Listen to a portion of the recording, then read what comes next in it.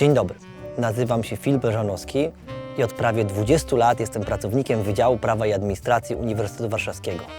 Legislacja, deregulacja, administracja. O co w tym wszystkim chodzi? Każda scena ma swój backstage. Zapraszam na zaplecze systemu. Dzień dobry, panie ministrze, dzień dobry, panie prezesie. Dzień dobry, szanowny panie profesorze. Dzień dobry, dziękuję bardzo za przyjęcie zaproszenia.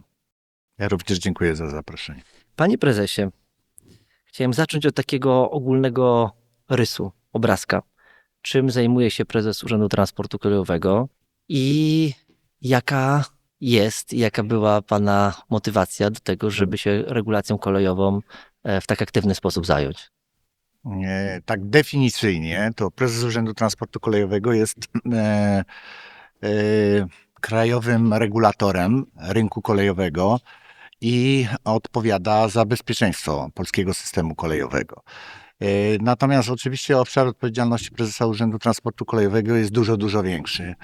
Chciałbym też powiedzieć przy tej okazji, że polski system kolejowy jest bezpieczny, ale są takie obszary, na które trzeba zwracać szczególną uwagę z uwagi na to, że tutaj my identyfikujemy zagrożenia i czasami są to dosyć poważne zagrożenia. Monitorujemy to wszystko, co się dzieje, ale również przeprowadzamy kontrole i te kontrole dotyczą zarówno infrastruktury kolejowej, jak i suprastruktury, czyli pojazdów kolejowych. I może teraz powiem, jak w ogóle tutaj znalazłem się na tym stanowisku. Bardzo proszę. Może zacząłbym od tego, że od zawsze zawodowo związany jestem z rynkiem kolejowym, systemem kolejowym. Kiedyś pewnie reprezentowałem te podmioty, które funkcjonują na rynku kolejowym, co oczywiście teraz wydaje mi się, że pozwala mi w taki łatwiejszy sposób podejmować decyzje, oczywiście ze swoimi współpracownikami. Natomiast to, że jestem w tym miejscu, w którym jestem, to jest trochę taki przypadek. Czyli albo też pewne takie zrządzenie losu. Rzeczywiście było już tak, że miałem takie poczucie po około 30 latach pracy w systemie kolejowym, że to już jest trochę niewystarczające. To już po prostu trzeba zmienić, trzeba podejmować takie systemowe decyzje, które mają wpływ albo mogą mieć wpływ na to, co się dzieje na rynku kolejowym, albo na rozwój rynku kolejowego. I przypadkowo jeden z kolegów zwrócił mi uwagę, że jest organizowany konkurs na wiceprezesa Urzędu Transportu Kolejowego do spraw bezpieczeństwa. A ponieważ tym bezpieczeństwem zajmowałem się dosyć długo, w tym konkursie wystartowałem i tak oto zostałem wiceprezesem, a potem po kilku latach prezesem Urzędu Transportu Kolejowego. I jak z perspektywy czasu uważa pan prezes, że to była dobra decyzja, startowanie w tym konkursie?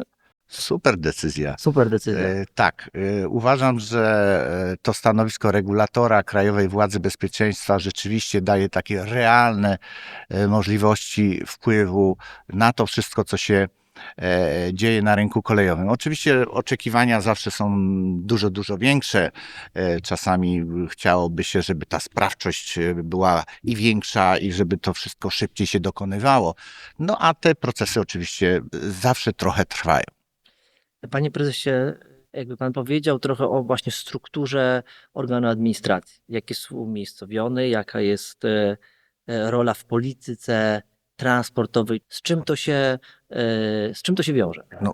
Prezes Urzędu Transportu Kolejowego jest jednym z centralnych organów administracji rządowej, który odpowiada za bezpieczeństwo i za tą regulację. I oczywiście tutaj ta odpowiedzialność prezesa jest bardzo duża, chociaż osobiście uważam po wielu latach doświadczenia, że ta nasza sprawczość jest dużo większa, jeżeli chodzi o wpływ na bezpieczeństwo. Natomiast jeżeli chodzi o regulację, niestety, ale tutaj te nasze możliwości i ta sprawczość jest zdecydowanie mniejsza. To jest spowodowane tym, że prezes Urzędu Transportu Kolejowego nie ma takiej ustawowej inicjatywy legislacyjnej, czyli tak naprawdę my musimy właściwego ministra do spraw transportu transportu przekonywać na przykład o tym, że należałoby zastosować jakieś systemowe narzędzia, które mogłyby pomóc żeby ten rynek transportu oczywiście kolejowego, pasażerskiego, czy też towarowego mógł znacznie szybciej się rozwijać. Natomiast zmiany w obowiązujących przepisach to jest trudna sprawa. Czy zamykając ten pierwszy wątek, wątek rozgrzewki, czyli pozycji prawnej, współpraca z organami europejskimi.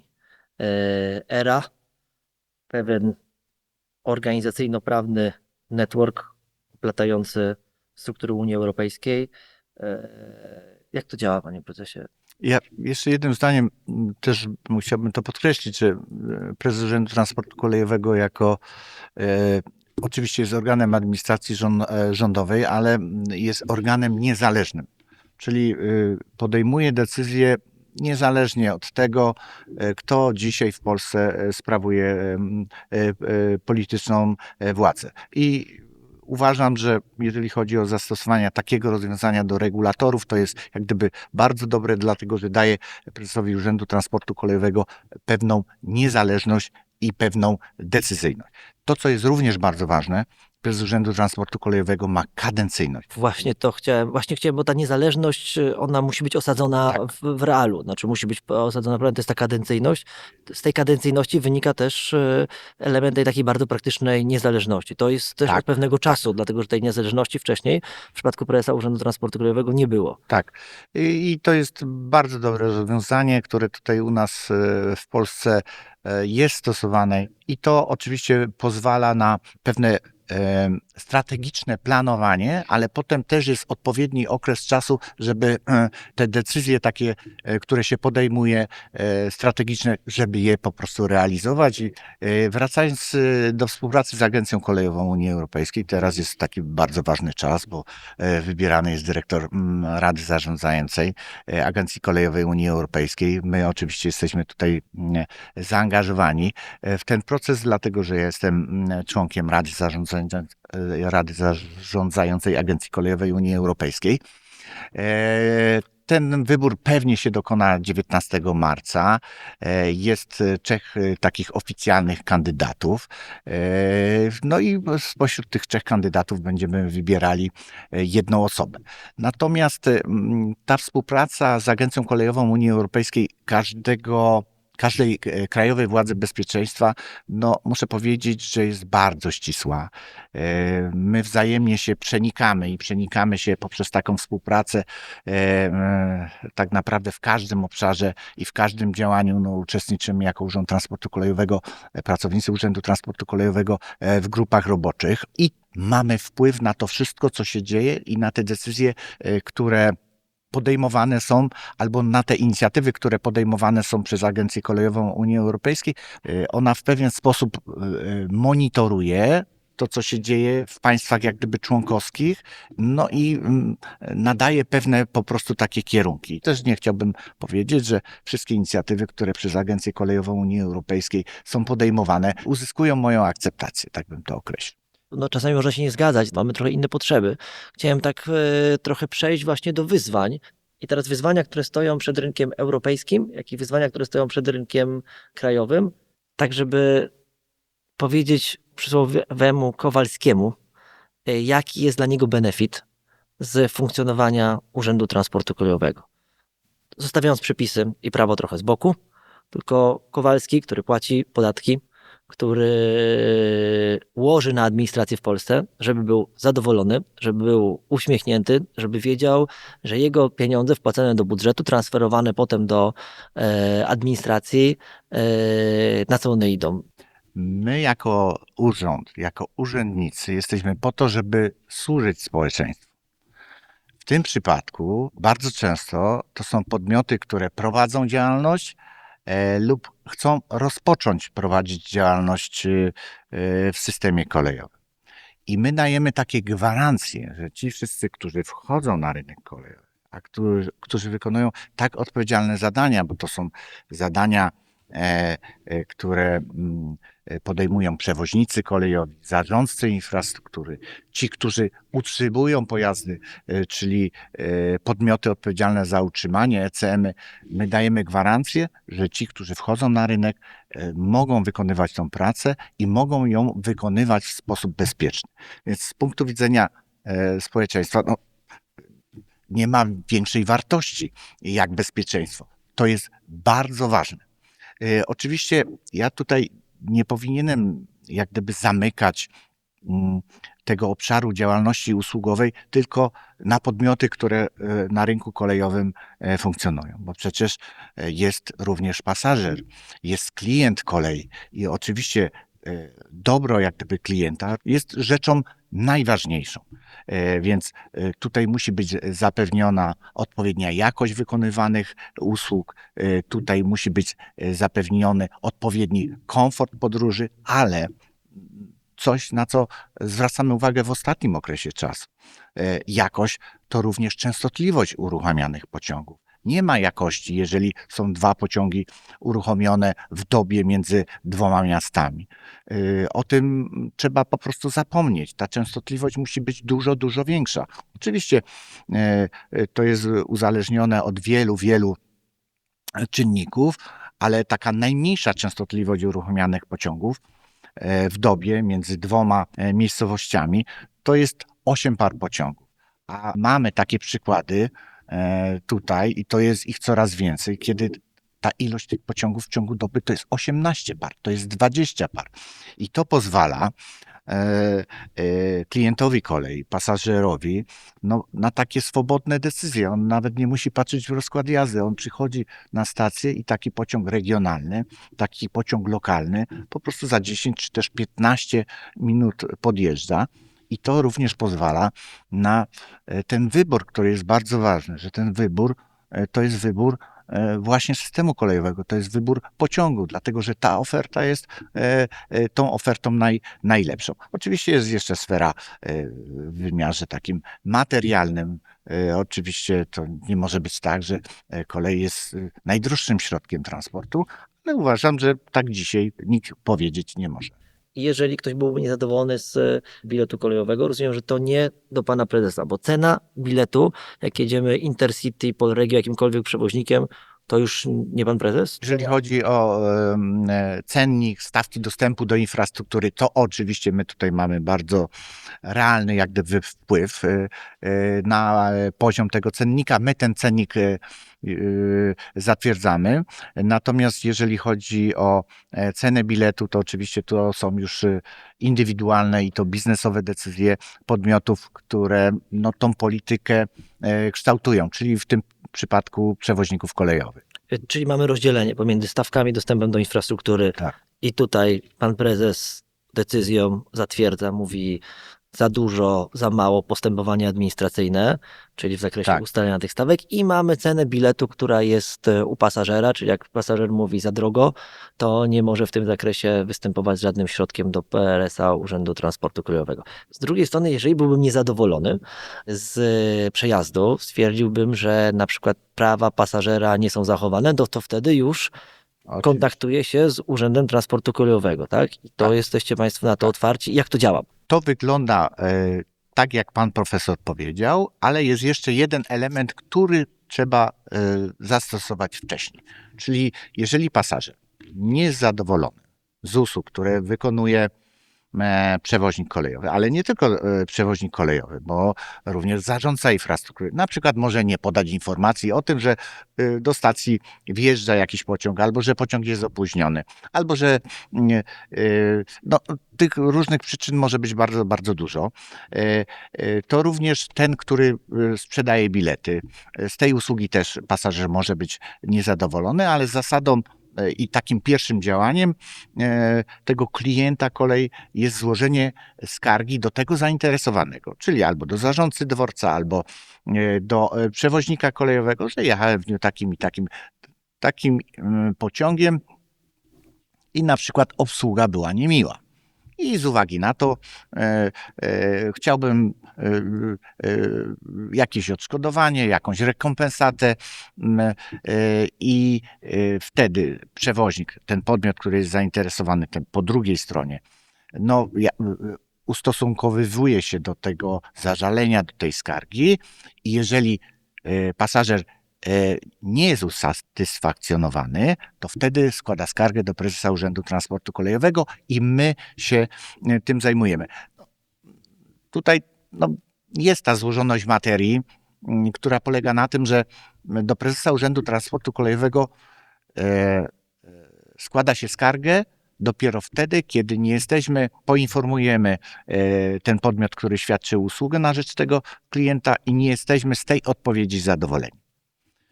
Tych skarg nie jest dużo, które wpływają do Urzędu Transportu Kolejowego. One tak, muszę powiedzieć, utrzymują się na takim jednym poziomie od wielu, wielu lat.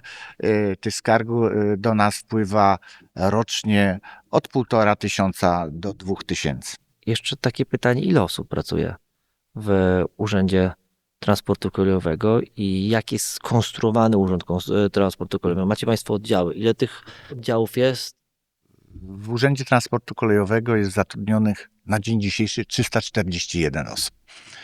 Ale oczywiście nasza struktura, ponieważ oddziaływujemy i chcemy oddziaływać na cały rynek, no, jest dużo bardziej złożona. Czyli mamy tutaj centralę w Warszawie, w tej centrali w Warszawie pracuje około 200 osób. Ale ponieważ prezes Urzędu Transportu Kolejowego sprawuje nadzór nad rynkiem kolejowym, a ten nadzór w praktyce polega na tym, że wykonujemy czynności albo audytowe, albo kontrolne na całej sieci kolejowej.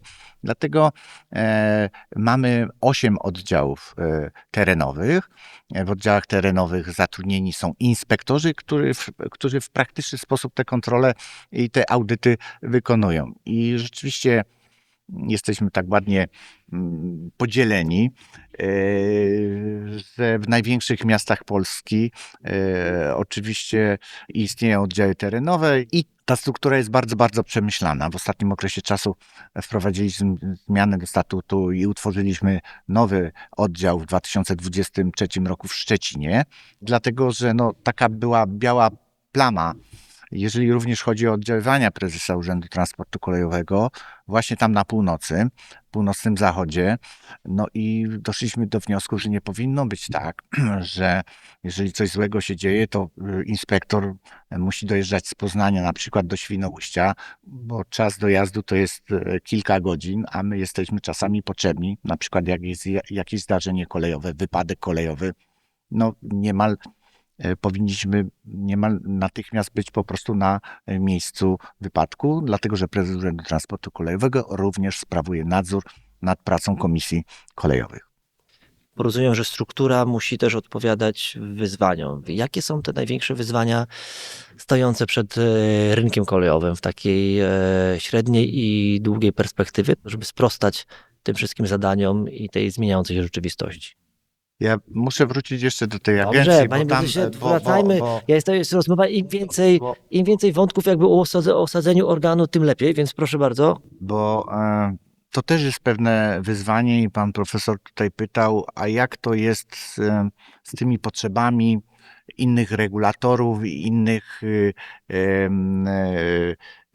systemów kolejowych europejskich. I chciałbym powiedzieć tak, że oczekiwania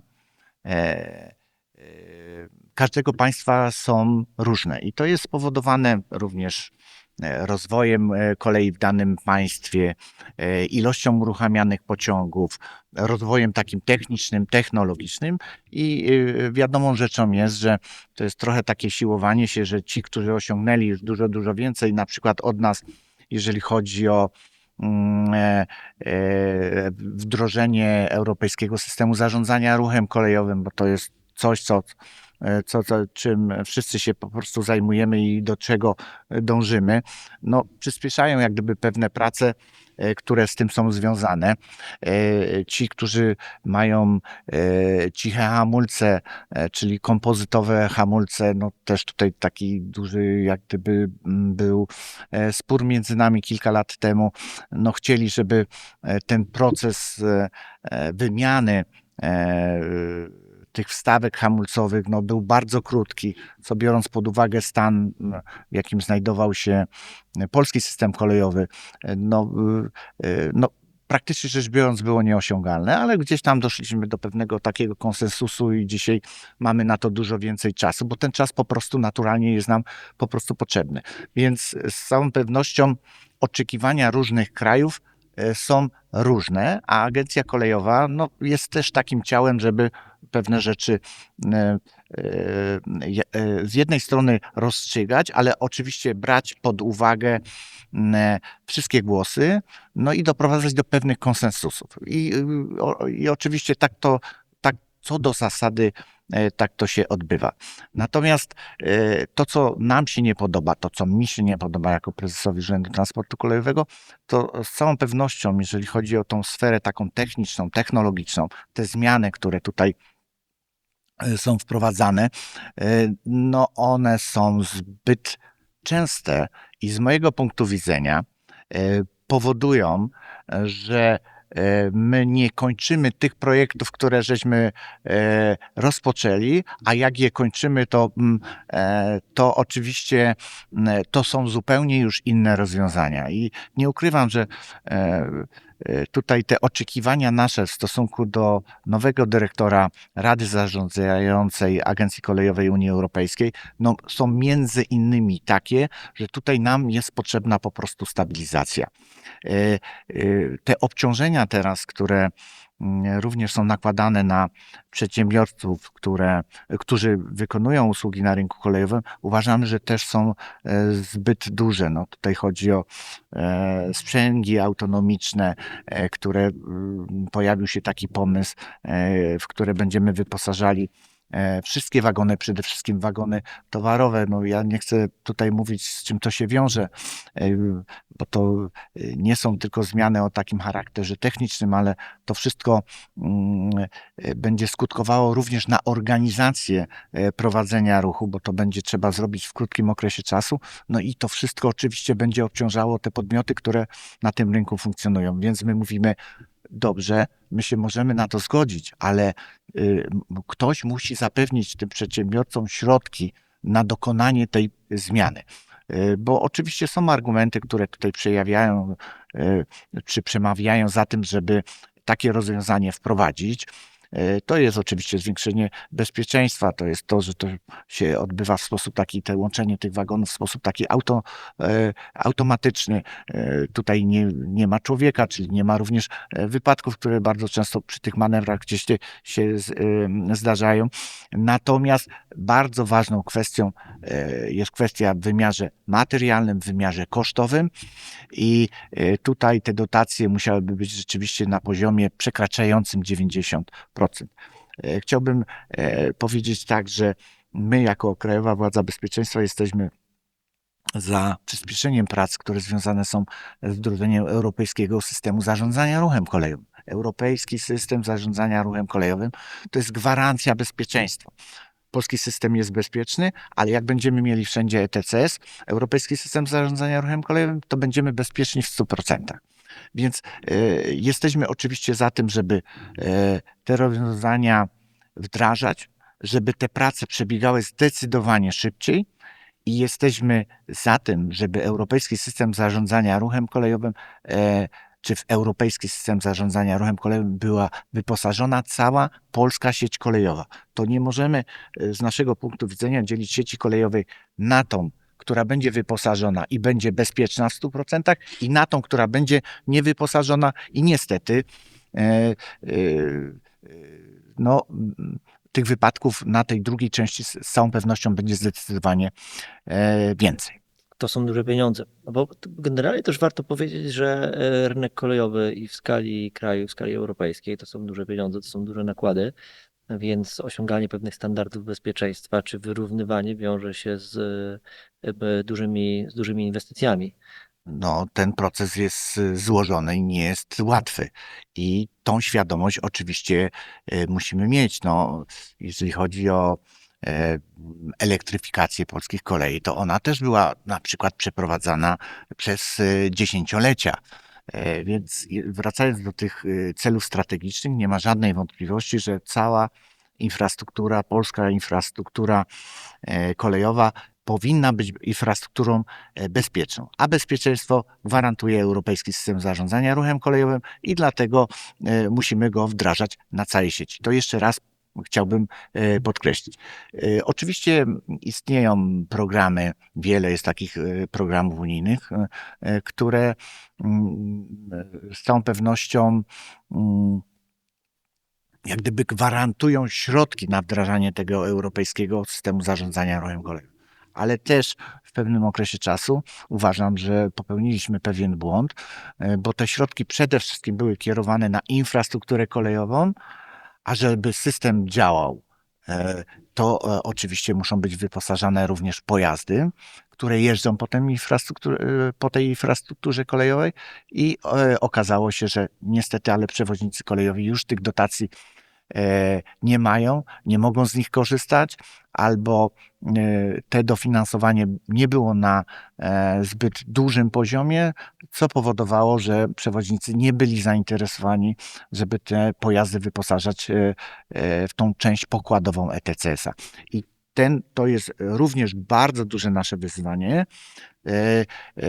My na to zwracamy uwagę, głośno o tym mówimy. Myślę, że te sygnały już wszędzie dotarły, że musimy po prostu środki również gwarantować właśnie tym przewoźnikom kolejowym, a niestety to są takie rozwiązania i tak zaawansowana technologia, że to są duże sumy, które trzeba rzeczywiście wyłożyć na to, żeby ten pojazd był wyposażony. Zabrakło koordynacji, zabrakło spójnej strategii, no bo tak to powinno iść mniej więcej w jednym czasie. Znaczy, jeżeli chcemy mieć bezpieczną, dobrze zarządzaną, upraszczam trochę infrastrukturę, no to warto, żeby pojazdy, które się po niej poruszają, były jakby do tego zastosowane. No to jest pewna całość. Zabrakło koordynacji, zabrakło strategii. Gdzie tutaj jest problem, panie prezesie? Państwo polskie, korzystając ze środków unijnych, no, łatwiej jak gdyby podejmuje decyzje, jeżeli te środki są przeznaczane na modernizację infrastruktury kolejowej. Bo po części to państwo jest właścicielem tej infrastruktury kolejowej. Złożoność materii po tej drugiej stronie, jeżeli chodzi o przewoźników kolejowych, no jest dużo większa. Ona jest związana z tym, że tam właścicielami bardzo często są podmioty zupełnie prywatne, bez kapitału tutaj Skarbu Państwa. I to, jak ja rozmawiałem tutaj z osobami, które o tym decydowały, no powodowało pewne wyhamowanie. Nie było pomysłu, w jaki sposób te środki unijne przeznaczać właśnie na dofinansowanie tego onboardu pokładowego. Oczywiście my już dzisiaj znamy, jakie można zastosować po prostu narzędzia i wiemy po prostu, że można je zastosować. Natomiast też trochę zmieniła się polityka europejska w tym zakresie, bo dzisiaj już nie ma tak wielu środków, żeby nimi dysponować i przeznaczać je właśnie dla przewoźników kolejowych.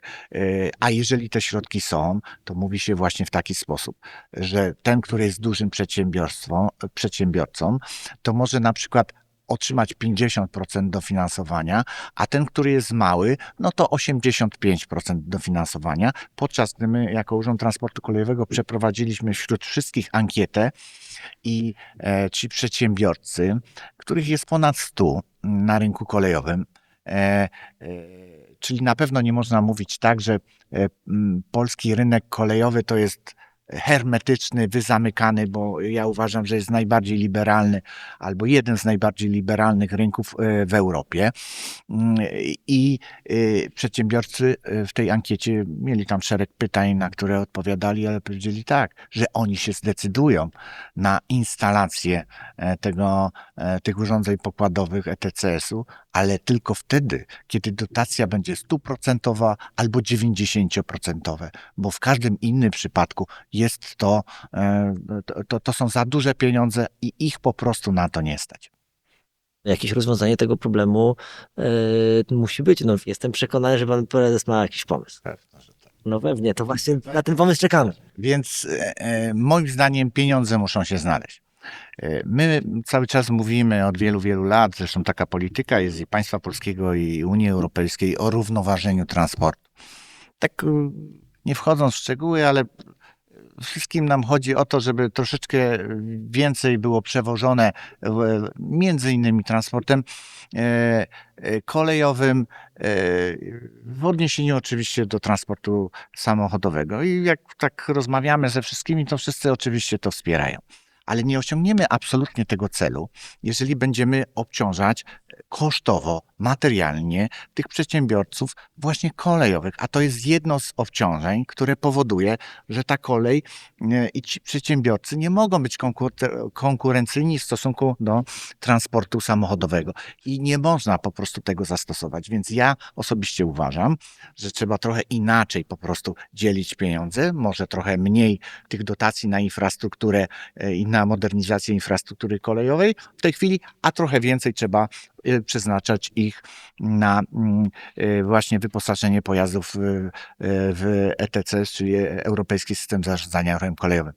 Myślę, że wcześniej lub później takie działania będą konieczne, bo w każdym innym przypadku sytuacja będzie wyglądała tak, że wydaliśmy olbrzymie sumy pieniędzy i miliardy euro właśnie na system, na Europejski System Zarządzania Ruchem Kolejowym, który niestety nie działa. I jak polska kolej ma się rozwijać, to trzeba w nią oczywiście inwestować i można modernizować to, co było budowane 100 lat temu, ale trzeba budować również nowe odcinki linii kolejowych. Czyli kolej jak ma lepiej funkcjonować, jak ma być konkurencyjna do rynku, na przykład drogowego czy też lotniczego, to z całą pewnością musimy budować nowe linie kolejowe. I oczywiście nam bardzo i wspieraliśmy ten komponent w ramach Centralnego Portu Komunikacyjnego, budowy nowych linii kolejowych. Dzisiaj wiemy, że będziemy budowali koleje dużych prędkości i bardzo dobrze. Polska jest na tyle dużym krajem, że te linie dużych prędkości są nam oczywiście potrzebne, ale oprócz tego myślę, że tutaj tak strategicznie również rząd powinien podejmować właśnie takie decyzje, które związane są z budową nowych odcinków linii kolejowej. Nie możemy porównać niczego, żadnego innej formy transportu do kolei, bo jest najmniej emisyjna, wpisuje się w 100% w te cele, które są przez Komisję realizowane. I jednocześnie, że to nie tylko kolej, że to też skok cywilizacyjny. Zaczęliśmy od modernizacji kolei, zaczęło się od słynnego już dzisiaj Pendolino, które było wielkim sukcesem, dzisiaj staje się standardem. Takie są oczekiwania również klientów kolei. Przecież wszystkie rozwinięte kraje wchodzące w skład Unii Europejskiej, mam tutaj na uwadze mniej więcej takiej wielkości, może trochę większe, Francja, Niemcy, Hiszpania, mają koleje dużych prędkości. Więc Polska również te koleje dużych prędkości powinna mieć. I oczywiście to są skomunikowania między dużymi miastami, no i pewne takie założenie, że rzeczywiście tutaj te odległości i ten czas przede wszystkim przejazdu, no zdecydowanie można by było skrócić i wydaje się, że z Warszawy do najbardziej oddalonego miasta w Polsce, dużego miasta, dużego ośrodka, no to taki czas przejazdu maksymalnie powinien wynosić nie dłużej niż godzinę, półtorej godziny i to koleje dużych prędkości z całą pewnością tutaj gwarantują. One nam są po prostu potrzebne. Kolej dzisiaj, jeżdżąc 160 km na godzinę, konkuruje z transportem lotniczym. Pan profesor słusznie zwrócił tutaj uwagę, że kolej jest dzisiaj już bardziej konkurencyjna, jeżeli chodzi o emisję CO2 niż wszystkie pozostałe środki transportu. Ale może być jeszcze bardziej niskoemisyjna, jeżeli ta energia, którą wytwarzamy, będzie bardziej ekologiczna i to jest okres 7-8 lat, gdzie tak naprawdę ta kolej będzie absolutnie tutaj bezkonkurencyjna, jeżeli chodzi o emisyjność. Ja podzielę się ciekawą obserwacją. Rozmawiałem z prezesem kolei francuskich i prezes kolei francuskich mi powiedział, że oni rozwinęli bardzo mocno, oni mają nawet low-costową kolej dużych prędkości, dlatego że polityka państwa jest na tyle zintegrowana, że powiedziano, nie latamy pomiędzy miastami wewnątrz Francji. Paryż-Bordeaux TGV, a nie Air France.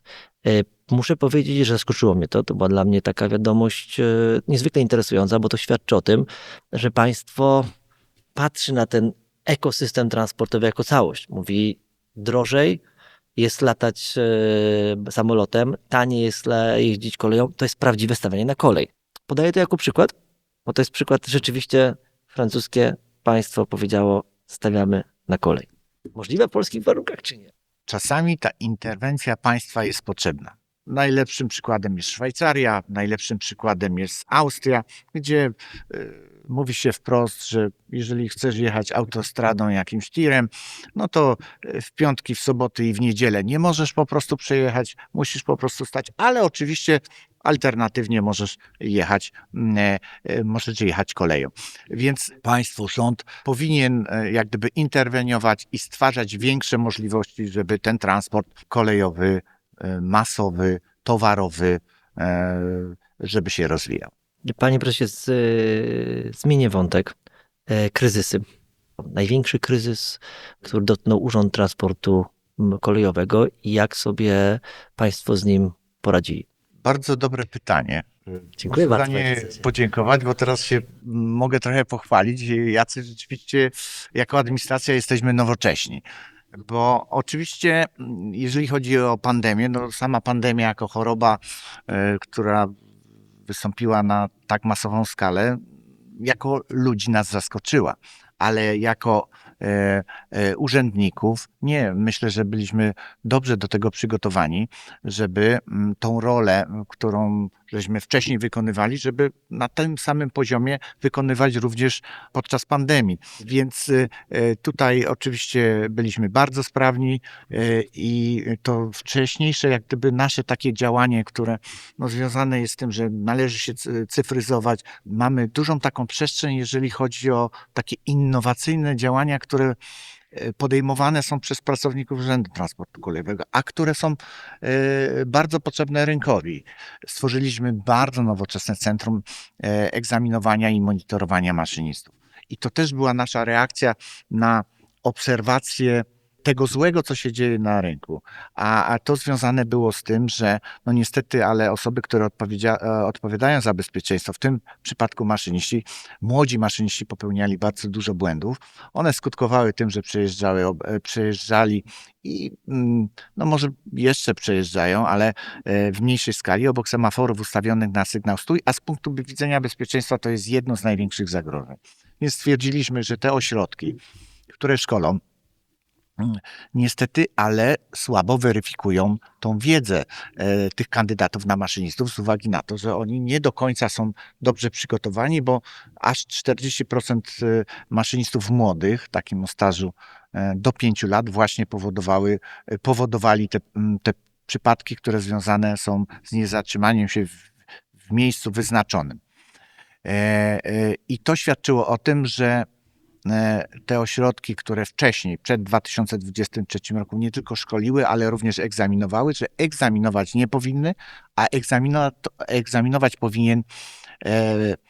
powinna jakaś instytucja, która jest niezależna, która robi to dużo lepiej i robi to według jednego wysokiego standardu. Myśmy ten standard wdrożyli, myśmy wzięli tą odpowiedzialność. Od 1 stycznia 2023 roku egzaminy przeprowadza prezes Urzędu Transportu Kolejowego i przeprowadza to bardzo innowacyjnie z wykorzystaniem symulatorów. I jesteśmy drugim państwem w Europie, który wykorzystuje symulatory w procesie egzaminowania maszynistów, bo na symulatorach można zasymulować każdą trudną sytuację i można sprawdzić, czy ten kandydat zachowuje się w sposób zgodny z procedurami i przepisami, a jeżeli tak robi, to znaczy, że on gwarantuje bezpieczeństwo i taki egzamin może zdać. Więc to jest jeden z innowacyjnych naszych pomysłów, ale też chciałbym powiedzieć tak, że trzeba cały czas dbać o wiedzę i edukację. Trzeba cały czas podnosić poziom kultury bezpieczeństwa i też mamy 2 takie programy, a być może nawet 3. Jeden adresowany jest do dzieci, to jest kolejowe ABC i nosorożec drogatek. Znają go wszyscy. Ja muszę powiedzieć tutaj, przerwę panu prezesowi na chwilę, przy dobrej zabawie wpływacie na bezpieczeństwo w sposób niestandardowy. To jest jedna z lepszych soft metod w administracji, jaka według mnie wydarzyła się w Polsce w ciągu ostatnich kilku albo kilkunastu lat, więc Dziękuję za to uznanie. nie, to jest, myślę, że to też to... Ale mamy również, panie profesorze, Akademię Bezpieczeństwa. Akademia Bezpieczeństwa to są takie darmowe warsztaty, które organizujemy dla podmiotów, które funkcjonują na rynku kolejowym. Czyli oceniamy, że na przykład poziom pracy członków komisji kolejowych, a te komisje kolejowe, o tym wspominałem wcześniej, są nadzorowane przez prezesa Urzędu Transportu Kolejowego, jest niski, że wymaga po prostu uzupełnienia. I dlatego takie warsztaty organizujemy, gdzie mówimy, na co zwracać uwagę, jak ustalać po prostu przyczyny, a przecież to jest bardzo ważne, bo od dobrze ustalonej przyczyny zależą kolejne kroki, które są podejmowane, natury takiej profilaktycznej, a które mają na celu zapobiegać podobnym przypadkom w przyszłości. Więc należy to robić bardzo dobrze, bo to jest gwarancja tego, że do takiego wypadku czy podobnego wypadku już nie dojdzie. Więc to jest jeden z obszarów, który oczywiście poruszamy na Akademii Bezpieczeństwa. Tych obszarów jest bardzo, bardzo dużo i czasami to my wskazujemy, jakie warsztaty organizować, a czasami rynek się do nas zwraca i mówi: panie prezesie, ale proszę zwrócić uwagę, że tutaj też taki warsztat z zakresu na przykład urządzeń zabezpieczenia ruchu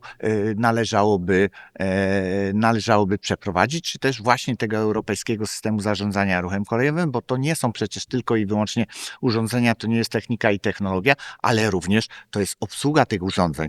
No i obsługa w zależności od tego, czy to jest normalna sytuacja eksploatacyjna, czy ona jest złożona i pracownicy, którzy za to odpowiadają, czy to dyżurni ruchu, czy to maszyniści, powinni wiedzieć, jak zachowywać się w każdej sytuacji.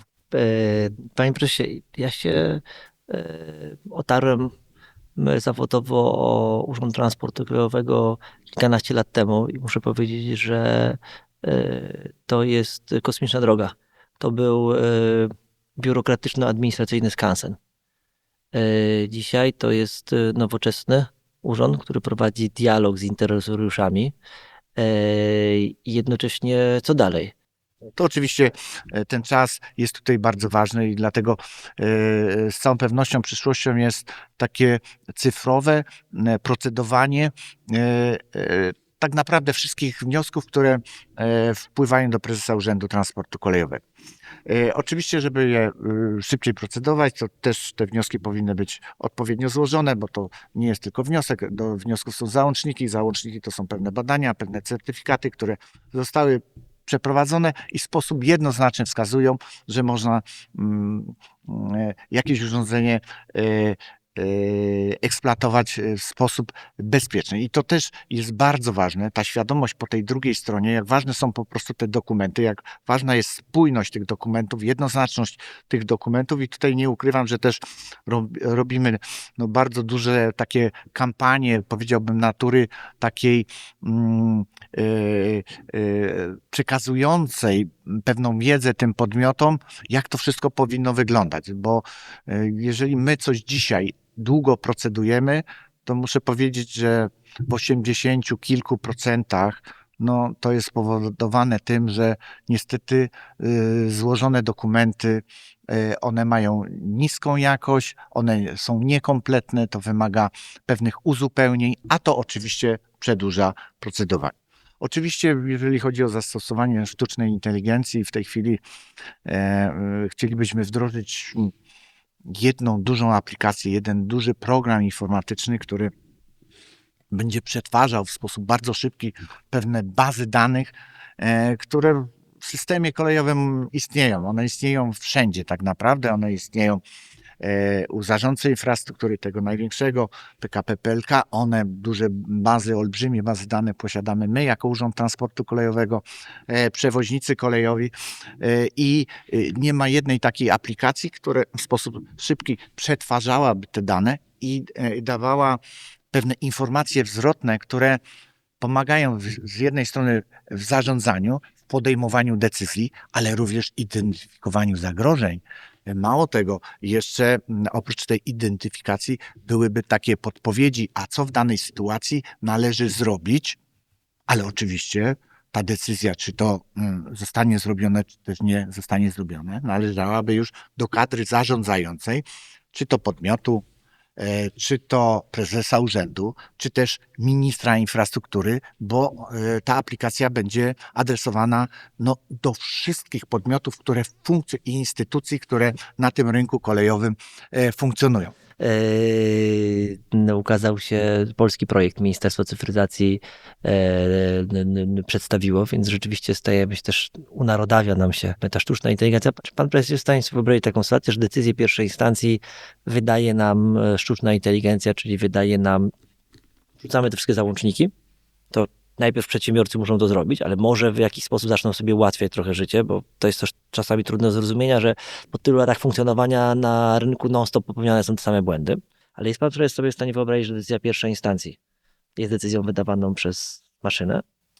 Oczywiście jestem w stanie sobie to wyobrazić i być może można by było taki mechanizm zastosować, bo jest zawsze ta druga instancja i to jest ten moment, kiedy rzeczywiście tutaj w dużej mierze człowiek o pewnych rzeczach, analizując ten materiał, decyduje. Nie mogę wypuścić pana prezesa bez poruszenia tematu, który dzisiaj jest na pierwszych stronach gazet polskich i europejskich. Deregulacja procedury. Panie prezesie, jakieś postulaty, co by można było ewentualnie zmienić, żeby pracowało się lepiej i sprawniej? Zawsze jest takie pole i zawsze trzeba się nad tym zastanawiać, czy wszystko jest nam po prostu potrzebne.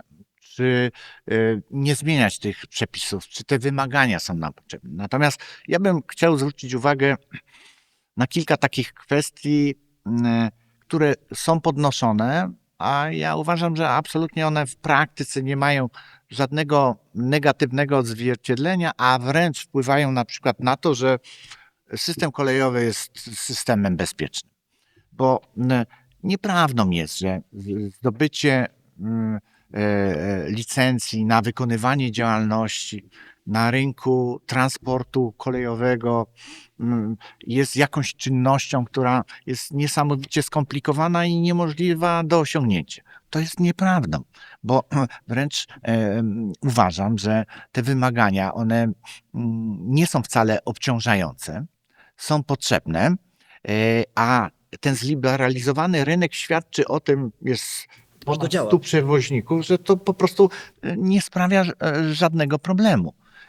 Oczywiście mamy tutaj takie zagadnienia natury takiej formalno-prawnej, które na przykład nie są potrzebne, a są dzisiaj stosowane, więc wystąpiliśmy również z taką inicjatywą do ministra infrastruktury, żeby zmienił obowiązujące przepisy, które związane są z posiadaniem świadectwa bezpieczeństwa, które posiada użytkownik bocznicy kolejowej. A tych bocznic kolejowych w Polsce jest bardzo dużo i będzie, mam nadzieję, jeszcze więcej, bo to jak gdyby gwarantuje, że te przewozy kolejowe, intermodalne, będą nam się rozwijały. I dzisiaj przepisy mówią o tym, że po 5 latach należy składać wniosek do prezesa Urzędu Transportu Kolejowego, żeby wydłużać ten certyfikat bezpieczeństwa. Oczywiście to jest bardzo dużo pracy takiej administracyjnej i po jednej stronie tego podmiotu i po naszej stronie, a my mówimy, to jest zupełnie niepotrzebne. Certyfikaty bezpieczeństwa powinny być wydawane bezterminowo, a oczywiście prezes Urzędu Transportu Kolejowego raz na 5 lat na przykład można by było zapisać to w rozporządzeniu, ma obowiązek być na tej bocznicy, dokonać jakiegoś audytu, dokonać czynności sprawdzających i potwierdzić, że wszystko to, co się tam dzieje, jest zgodne z obowiązującymi przepisami. Czyli oczywiście od pewnych zapisów z całą pewnością trzeba odchodzić. To, co jest niepotrzebne, nie należy tego stosować, te przepisy należy eliminować.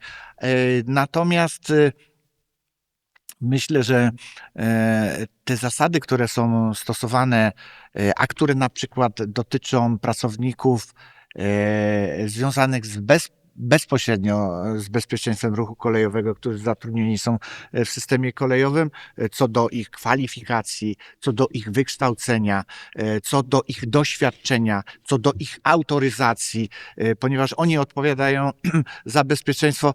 Ja osobiście uważam i będę tutaj konserwatywny, że one powinny zostać i powinny być nadal stosowane. Oczywiście możemy mówić o jakichś zmianach, na przykład jeżeli chodzi o systemy szkolenia tych pracowników, czy biorąc pod uwagę nowoczesne metody, które dzisiaj możemy stosować w tym procesie szkolenia i doskonalenia, czy nie powinny wpływać na przykład na skrócenie czasu szkolenia takich osób.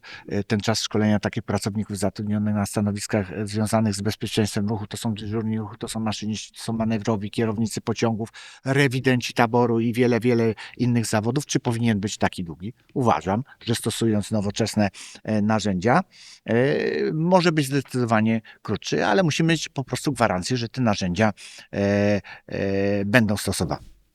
Jakie wartości kierują panem, panie prezesie, jako liderem UTK? Panie profesorze, trzeba wierzyć w to, co się robi i w to, co chce się osiągnąć. I to jest, uważam, że to jest najważniejsza rzecz i staram się to przekazywać wszystkim osobom, które ze mną po prostu współpracują. My musimy mieć przekonanie, że to, co chcemy osiągnąć, to jest z jednej strony potrzebne, a potem z całą determinacją musimy dążyć do tego, żeby ten cel osiągnąć. Takim fajnym naszym przykładem, myślę, o którym tutaj wspominałem, to jest właśnie budowa Centrum Egzaminowania i Monitorowania Maszynistów i przejęcie tej odpowiedzialności, bo to też jest duża odpowiedzialność, która dzisiaj spoczywa na prezesie Urzędu Transportu Kolejowego. To my za jakość tych kwalifikacji, tych osób, które wykonują ten zawód maszynisty, bardzo odpowiedzialny, odpowiadamy.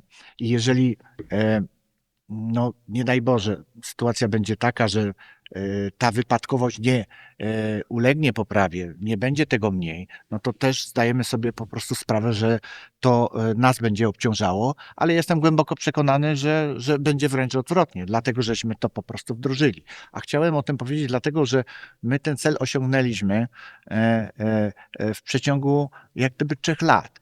I nie największą trudnością dla nas było przekonanie decydentów, czyli ministrów. Tu było pełne zrozumienie, że tak trzeba zrobić. Nie naszym takim problemem największym było pozyskanie środków finansowych, a to są środki około 55 milionów złotych. Ale największym wyzwaniem było wprowadzenie zmian do obowiązujących przepisów, nałożenie obowiązku na prezesa Urzędu Transportu Kolejowego, że to prezes Urzędu Transportu Kolejowego te egzaminy przeprowadza. Czyli zmiany w prawie, no, były tutaj takim największym problemem, z którym żeśmy się spotkali do pokonania, a ta całość, o której mówiłem, trwała 3 lata.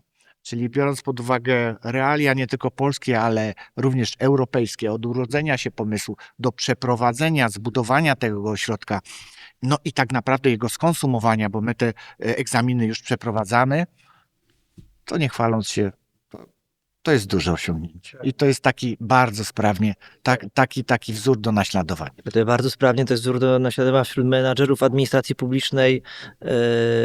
Tego typu przykłady powinny być szerzone, po to się tutaj spotykamy, że się da, mimo tego, że czasami nie jest łatwo.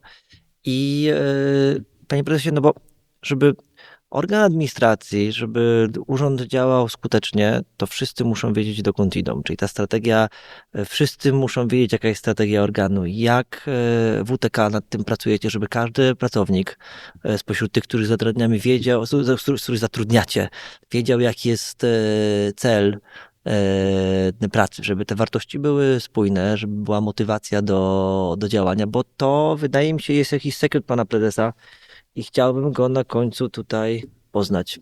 Jak to zrobić? Panie profesor, jakby nie było zespołu, zaangażowanego zespołu, który rozumie, dlaczego my te cele chcemy zrealizować, to myślę, że nic by się nam w organizacji nie udało. To, co robimy, jest potrzebne nie naszej organizacji, ale jest potrzebne systemowi kolejowemu. I czasami jak mamy takie pełne wdrożenia, to my również możemy obserwować ten miernik bezpieczeństwa. Ilość wypadków z roku na rok jest na coraz niższym poziomie i to bardzo dobrze, bo to świadczy o tym właśnie, że to bezpieczeństwo się poprawia. Panie prezesie, bardzo dziękuję za to spotkanie. Ja również bardzo dziękuję. Dziękuję bardzo.